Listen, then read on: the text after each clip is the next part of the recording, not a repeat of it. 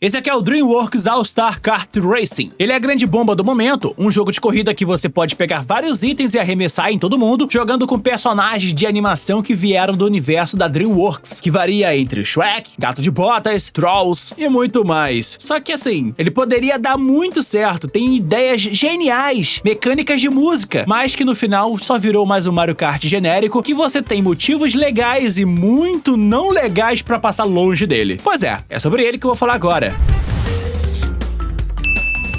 Pelo preço cheio que ele custa, porque ele custa mais de 100 conto, você consegue perceber que esse jogo é limitado. Não tem um modo história, ele é basicamente aquela temática de passar em Copa, tipo, muito semelhante a Mario Kart nisso, ele só fica repetindo exatamente as mesmas fórmulas de outros jogos de corrida. Eu acho que a única pessoa que poderia gostar desse jogo é um fã de animações da DreamWorks, que estava com nostalgia, ou que tenha jogado aquele jogo do DreamWorks que teria jogado, sabe, no 360, que eu acho, eu vendo assim por alto, que esse jogo é pior do que aquele do Xbox. Mas o que faz esse jogo ser especial? Vamos lá. A parada mais legal dele é que ele tem aqui uns atalhos bem interessantes. Você encontra umas harpas que ficam criando uma espécie de ponte arco-íris, uma Rainbow Road, que você pode pegar isso como um atalho, fazendo um combo aqui que no final te dá um coletável, que geralmente pode ser um acessório para poder equipar no seu kart, mas no geral eles são apenas caminhos que você pode usar para atravessar, e é uma mecânica até que boa, cara. É um cenário que vai se construindo na sua frente e não tem outra parada legal. O universo que estão mais referenciados aqui é o Gato de Botas, Shrek, Kung Fu Panda, Trolls, por sinal, a leva mais genérica e atual da DreamWorks, principalmente aqueles,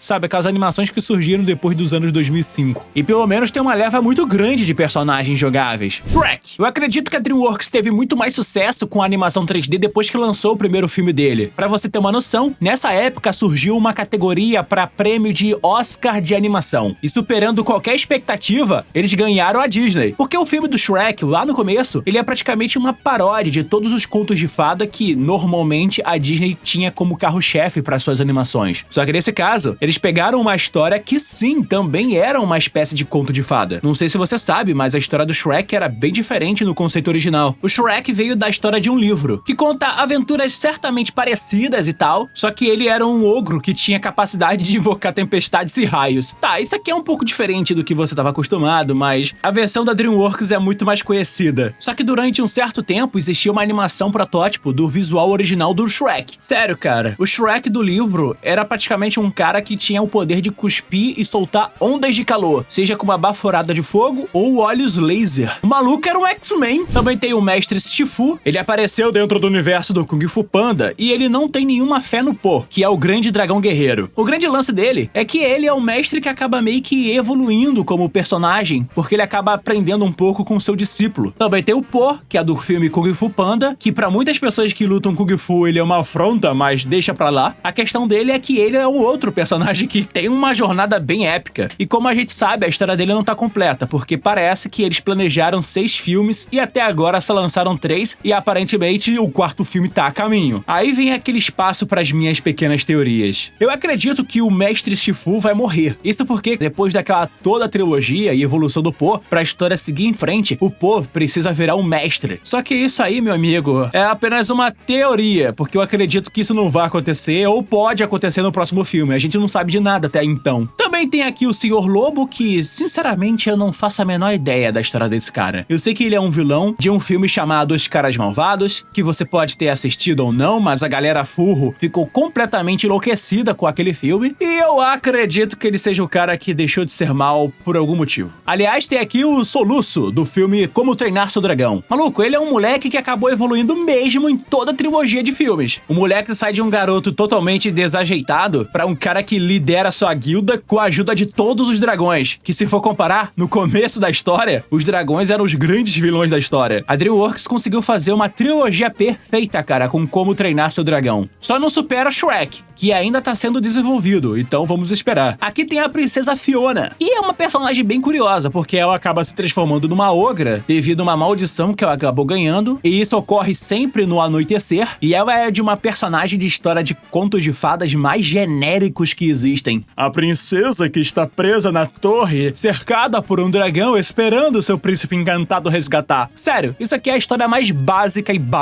de todos os contos de fadas que existem. Eu até acho impressionante que a Disney não fez um filme sobre ela, meu amigo. Mas ela deu super certo no universo do Shrek. Também tem a tigresa do filme Kung Fu Panda. Ela é mais impressionante porque ela acreditava ser o novo dragão guerreiro, tanto que ela tinha questões muito pessoais pra serem resolvidas lá no primeiro filme, depois de ter visto que no seu grupo teve aquela traição e tal. Mas ela é outra personagem que acaba se desenvolvendo, né, com o tempo. Justamente porque ela percebe que não é exatamente necessário ser um dragão guerreiro pra poder provar a si mesma que ela tem valor. E aqui surge o Alex, o leão. Ele aqui veio do filme Madagascar, que, sabe, ele é uma saga de filmes que eu acho meio bizarra. Vou te explicar aqui um detalhe. A saga Madagascar, ela literalmente foi uma puxada de pé na Disney. Isso porque a Disney queria fazer um filme selvagem. Eu tenho certeza que você não tem nem ideia que filme é esse, mas mostra alguns animais de um zoológico saindo do zoológico de Nova York. A história que rola por aí na internet, e eu não posso dizer se isso aqui é verdade ou não, mas é bem curioso, é que a Disney teria demitido uma galera da sua própria produção dentro dos seus estúdios, e esses caras foram parar dentro da DreamWorks. Por isso, eles sabiam dos próximos projetos que a Disney estaria produzindo. Então, eles começaram a fazer alguns filmes e lançando antes da própria Disney. Se isso foi verdade ou não, a gente sabe muito bem que Madagascar deu muito mais certo, porque além de 3 filmes, tiveram várias séries espalhadas por aí e vários spin-offs. Aqui também tem o Gatito de Botas. Maluco, ele é o melhor personagem que apareceu secundário aqui no mundo do Shrek, e que depois de ter um filme ok, ele teve uma sequência perfeita. Tem muita inspiração em Attack of Titan, que acontece logo nos primeiros minutos. E o pior é que ele apresentou também um dos melhores vilões de todas as animações da DreamWorks, o Lobo Mau. Meu amigo, esse aqui é o melhor personagem, inclusive ele é dublado por um brasileiro, que é o mesmo cara que fez o Capitão Nascimento. O lance é que ele é o Lobo Mau de todos os contos de fada existentes, o que gera uma complexidade. Porque se esse aqui é o verdadeiro Lobo Mau, o que aconteceu com o Lobo Mau da Chapeuzinho Vermelho? Porque ela já apareceu na DreamWorks. Bom, é apenas um redesign, talvez. Mas o lance é que ele é o velho Lobo Mau que aparece em todas as histórias e quadrinhos, praticamente. Desde Chapeuzinho Vermelho, Os Três Porquinhos e por aí. Bom, pelo menos a teoria é essa. Mas a questão é que ele tá lá, querendo pegar as vidas do Gato de Botas. E o mais sinistro é que ele estava em todos os momentos em que o Gato de Botas morreu. E o pior é que ele tem um assobio, meu amigo, muito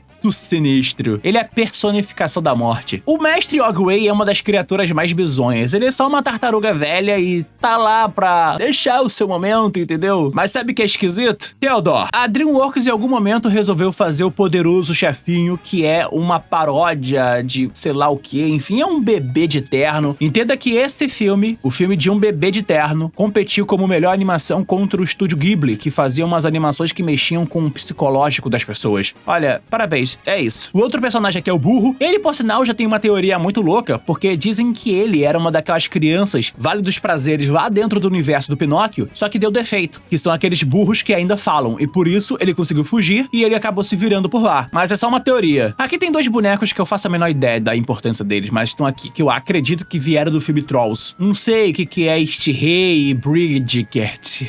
Também tem aqui o Lord Farquaad. Ele é um cara anão que precisa de alguma forma casar com uma princesa pra poder se tornar rei. E ele que arma todo o circo pra poder espantar todos os personagens de contos de fada e de certa forma acaba recrutando o Shrek pra poder resgatar a Fiona, porque ele teve desejos pela Fiona. E aqui tem os sidekicks, como a Tina, que é filha do irmão do bebê do Poderoso Chefinho e tem problemas de negócios com ele. A Astrid entra aqui pra poder preencher o buraco de personagens do grupo de Como Treinar Seu Dragão. Também tem a Diane Foxington, que é uma raposa que faz acreditar que Zootopia é uma inspiração pra esse filme dos caras malvados. Também tem a Kitty Patamansa, que é a chip do Gato de Botas. E também tem o Rei Julian, do filme Madagascar, que ficou mais popular durante um tempo do que o próprio filme. E o anti-herói, que não era vilão, mas que virou vilão pelas circunstâncias, é o Megamente. Ah, meu amigo, esse aqui é um filme injustiçado, melhor que muitos filmes de super-herói hoje em dia. Assim, não dá pra evitar. Esse jogo aqui é literalmente um Mario Kart com outra pegada, mas ele tenta colocar coisas um pouco mais legais, coisas mais divertidas pra mim. Por exemplo, as fases, eles ainda são inspiradas dentro do universo que a gente conhece da DreamWorks. Por exemplo, tem fases aqui aqui que são dentro do pântano, por sinal, que é do universo do Shrek. Tem fases aqui que vieram dentro do filme Sing, fases que mostram um lado mais místico dentro do universo de Kung Fu Panda, com Yin e Yang pra todo lado, e umas fases mais medievais que na verdade vieram lá de Como Treinar Seu Dragão. Por mais que essas fases não sejam nem um pouco inspiradas, eles são temáticas de cada filme pra fazer sua referência. Mas o melhor desse jogo é que aqui tem tipo uns atalhos que eu acho mó genial. Tipo, esses arco-íris que você vai subindo e tal, é a melhor coisa do jogo mesmo. Só que como é o Mario Kart, né? Entenda, esse jogo ele precisa sim ter uma referência a Rainbow Road. E tem uma pista que é baseada na logo da DreamWorks, que é aquele moleque que fica pescando em cima de uma lua. Eles fizeram uma Rainbow Road, que não é a última fase do jogo, mas ela tá aqui pra poder fazer esse mar de referência pra gente. Talvez a melhor pista do jogo, só é meio zoada mesmo de tentar achar o caminho correto dela.